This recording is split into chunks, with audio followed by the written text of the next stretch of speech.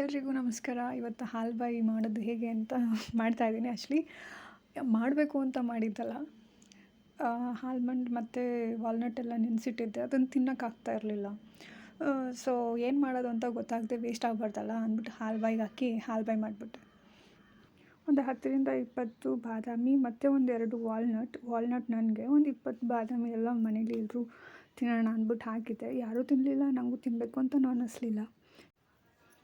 ಆಮೇಲೆ ಏನು ಮಾಡಿದೆ ಅಂದರೆ, ಸಂಜೆ ಆಗ್ತಿದ್ದಂಗೆ ಸ್ವೀಟ್ಸ್ ತಿನ್ನಬೇಕಂತ ಅನ್ನಿಸ್ತಿತ್ತಲ್ಲ, ಅದಕ್ಕೆ ಹಾಲ್ಬಾಯಿಗೆ ಅಂತ ಬಾದಾಮಿ ವಾಲ್ನಟ್ ಎಲ್ಲ ಮಿಕ್ಸಿಗೆ ಹಾಕಿ ರುಬ್ಬಿ ಹಾಲು ತೆಗೆದಿಟ್ಕೊಂಡೆ.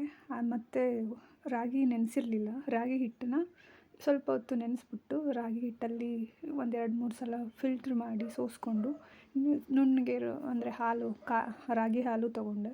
ಸೊ ಎರಡೂ ಮಿಕ್ಸ್ ಮಾಡಿ ಮತ್ತು ಬೆಲ್ಲ ಕರಗಿಸಿ ಮಾಡಿಕೊಂಡೆ. ಒಟ್ಟು 4 ಲೋಟ ಆಯಿತು. 4 ಲೋಟದಲ್ಲಿ 1 ಲೋಟಕ್ಕೆ ರೆಡ್ಯೂಸ್ ಆಗೋಷ್ಟು ಹಾಕಿ ತುಪ್ಪ ಎಲ್ಲ ಹಾಕಿ ಕುದಿಸಿ ಹಾಲ್ಬಾಯಿ ಮಾಡಾಯಿತು. ಹಾಲ್ಬಾಯಿ ತುಂಬ ಚೆನ್ನಾಗಿತ್ತು.